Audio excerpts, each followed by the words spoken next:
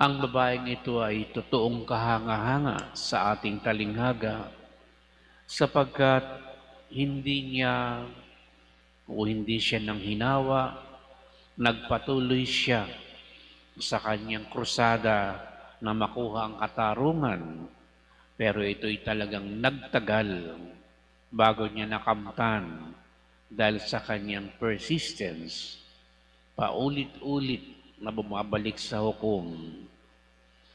Nasa ating lingwahe at pagmensahe sa atin ngayon, mga kapatid, ito ay may kinalaman sa ating buhay pananampalataya, lalo na sa pananalangin. Na wag daw talaga tayong susuko kung alam natin ang ating panalangin ay sasagutin tayo ng Diyos sa takdang panahon.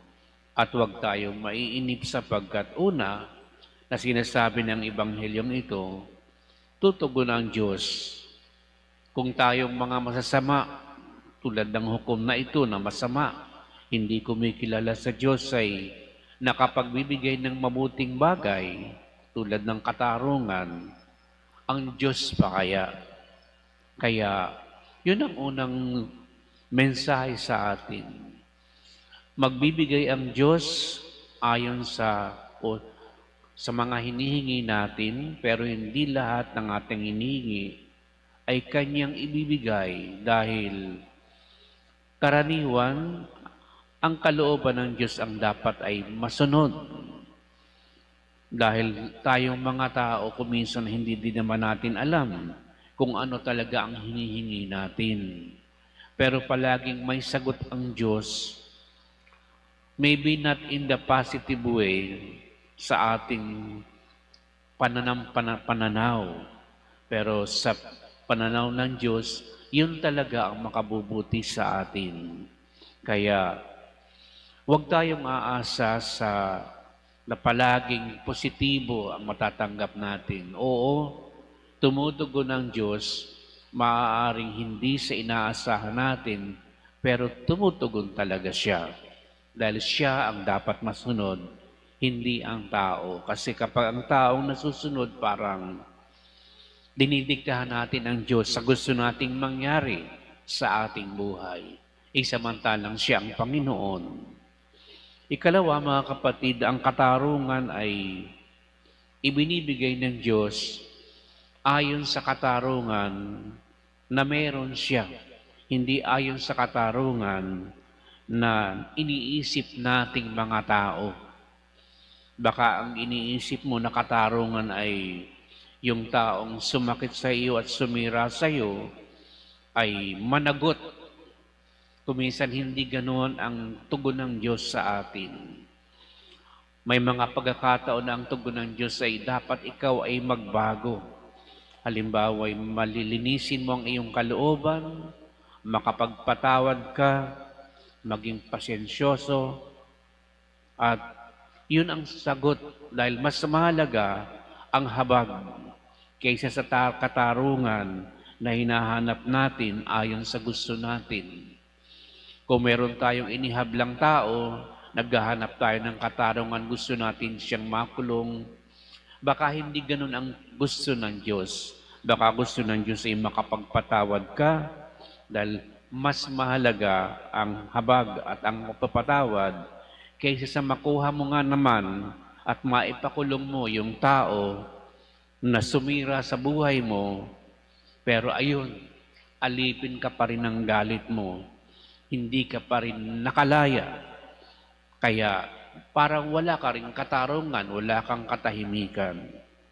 Naalaala ko tuloy itong kalalaya lang na balo na dating senadora, si Leila de Lima, sa halos 7 taon na kanyang pagkakakulong at sa kanyang paglabas, para bang wala naman talagang bitterness sa kanyang puso. Parang wala naman siyang hatred sa kanyang mga pahayag na narinig natin.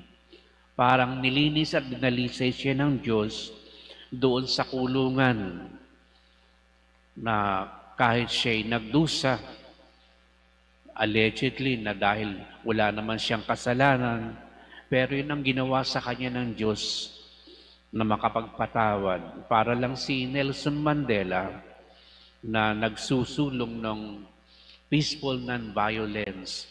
Na tanyag siyempre sa buong mundo. Ganon talaga kuminsan ang pagkilos ng Diyos. Tayo ay dinadalisay, nililinis, at yun ang pinakamahalagang katarungan na tayo kahabagan ng Diyos. Huwag tayong manatili sa puot o galit sa kaaway. Mas mahalaga yun dahil may katahimikan ang puso't kalooban ng tao na may habag at marunong magpatawad at kumilala sa katarungan ng Diyos. Maaaring hindi sa katarungan ng tao ayon sa mga batas na meron tayo. Pero yun nga mga kapatid, sinasabi ng Ebanghelyo, minsan ay nagtatagal ito. Maraming taon kuminsan bago natin nakukuha. Pero sa proseso, maraming ginawa ang Diyos sa ating kalooban. At yun ang mas mahalaga kaysa naman sa lumabas nga tayo, nakuha natin ng katarungan, pero alipin pa rin tayo ng puot. Parang bilanggo ka pa rin na masasabi kahit malaya ka ng gumagala sa lipunan.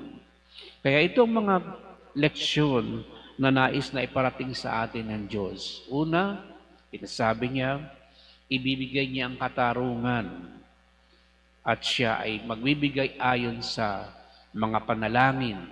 Kapag nakikita ng Diyos ng ating panalangin ay sumasang-ayon, nagpifit dun sa kanyang kalooban, sigurado, hindi na magluluwat, hindi magtatagal, ibibigay niya kaagad ito. Pero kung may nais trabahuhin ang Diyos sa ating puso't kalooban, tutugon din siya, pero pagtatagalin muna niya ito upang tayo ay makakuha ng katarungan na magdudulot ng mas mahaba na kapayapaan at kaligayahan sa puso ng tao. Kaya pakinggan natin mga kapatid ang mensaheng ito at sana'y maging batayan din ng ating mga pagpapasya sa araw-araw na ang Diyos ay magkakaloob. Dahil kung tayo masasama ay marunong magbigay ng mabubuting bagay, ano pa kaya ang Diyos?